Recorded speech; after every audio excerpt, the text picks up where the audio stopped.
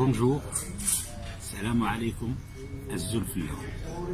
Chers amis, je m'adresse à tous les militants, à tous ceux qui sont issus de la révolte de novembre 54. Nous sommes les héritiers d'une grande famille, particulièrement, moi je suis de Hamiya, Noulat al-Barak, de Mchria et d'Al-Bayid, par nos grands parents qui se sont battus depuis l'arrivée de la colonisation. Et tout le monde connaît qui est Bouamama, Cheikh Bouamama, qui s'est battu pendant très longtemps et qui est mort en 1905 en exil. Alors moi je reste fidèle à cette famille de militants contre le colonialisme, de militants pour la démocratie, de militants pour la liberté, de militants pour la justice. Toute ma vie, ici en France, après avoir été dans l'enseignement pendant 43 ans, et j'ai fini en tant qu'inspecteur général de l'éducation nationale, ici en France, sans jamais trahir la révolution algérienne.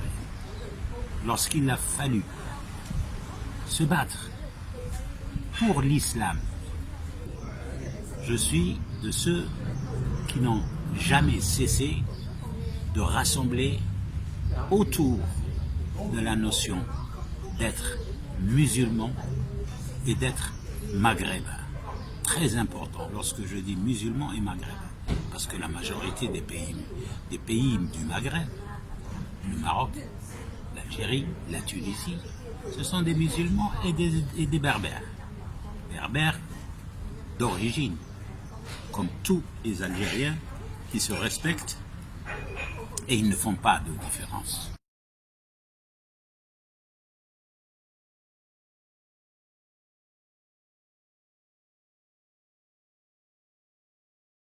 M. Rachid Nakaz est un militant, est un banlieusard.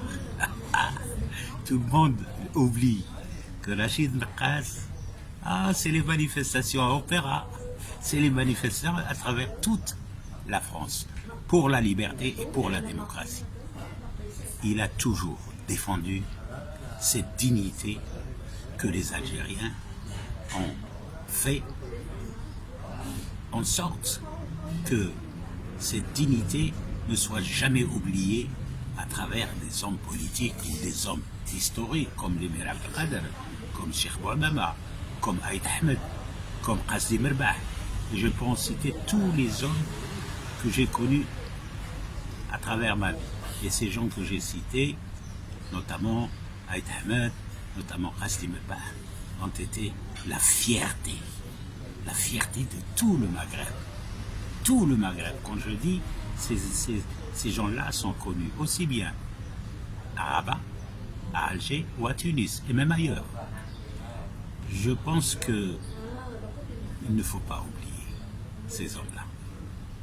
Et nous, en tant qu'enfants issus de ces révolutionnaires, on ne peut que continuer à se battre et continuer à nous battre pour l'unité d'une part du Maghreb et l'unité de l'Algérie. Parce qu'il y a des gens qui veulent la diviser, nous refusons la division, nous voulons nous battre pour l'histoire, nous voulons nous battre pour le succès de ces pays et particulièrement aussi de l'Algérie.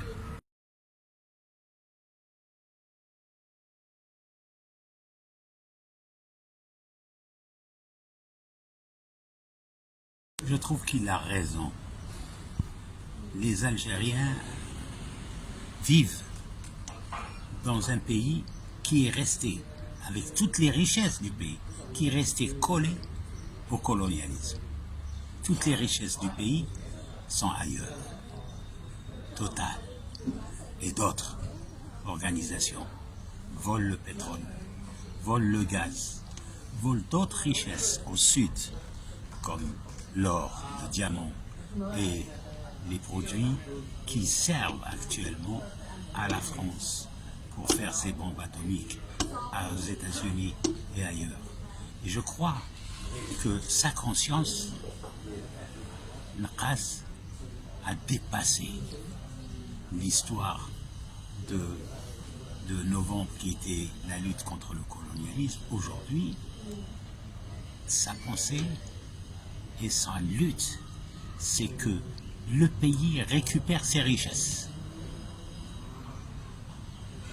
Alors je comprends pourquoi des gens qui sont fidèles au colonialisme et qui gèrent aussi bien la justice que les armes qu'ils achètent en Russie et qui prennent de l'argent sur ces achats puissent définir, tuer Naqas. Mais ils ne le tueront pas parce qu'il reste la pensée et la lutte révolutionnaire d'un homme, quel qu'il soit son âge et quelle que soit sa culture.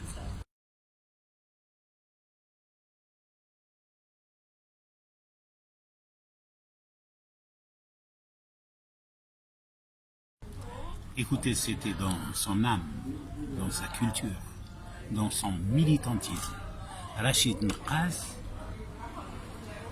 se présente comme l'homme de la liberté, de la démocratie et de la justice. Et en plus, il voulait absolument que les richesses du pays restent au pays et doivent être gérées par les hommes algériens. Il a raison. Le tiers-monde actuellement est volé par la France. Une bonne partie de l'Afrique noire, le Maghreb. Et ce monsieur, il dit, c'est anormal. Il y a des Algériens qui meurent de faim, qui n'ont pas de maison pour dormir, parce qu'on les a vus dans les montagnes et ailleurs. Il s'est dit, non, je refuse que mon pays soit dirigé par des corrompus qui sont en complicité avec les colonialistes.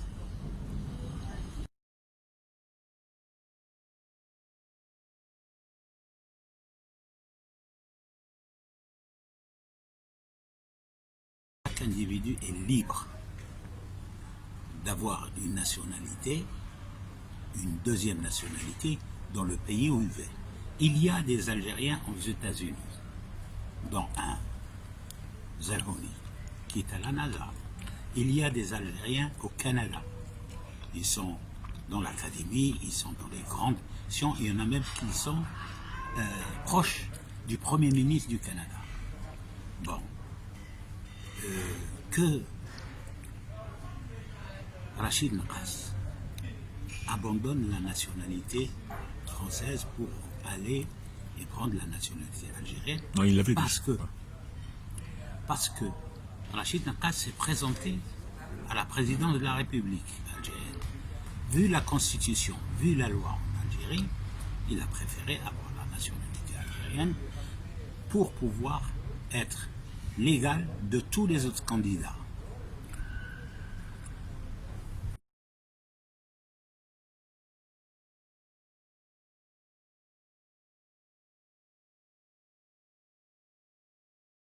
Écoutez, je connais Rachid Naqas. J'étais l'un des premiers, avant le 22 février, y compris avec lui, à s'organiser contre le pouvoir des dictateurs et contre ceux qui voulaient froisser la dignité des Algériens. Mon avis, à partir du moment où il s'est engagé pleinement, aussi bien en France qu'au Maghreb, il ne faut pas l'oublier, il s'est engagé à ce que la démocratie, la justice en frère, qu'il a connue en France, doit aussi être un lien avec les pays d'origine.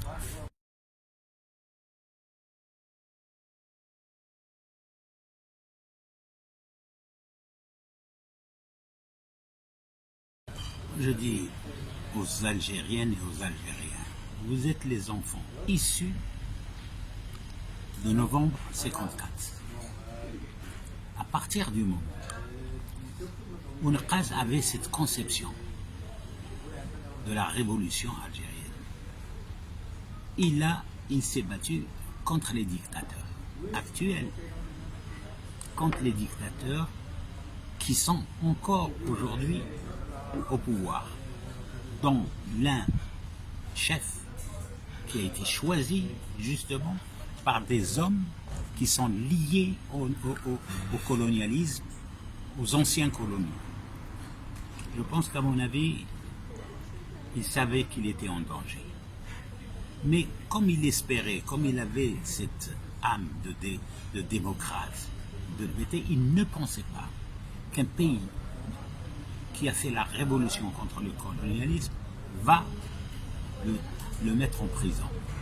Parce que il a compris que ces gens-là, c'est les néocolonialistes de l'actuelle Algérie.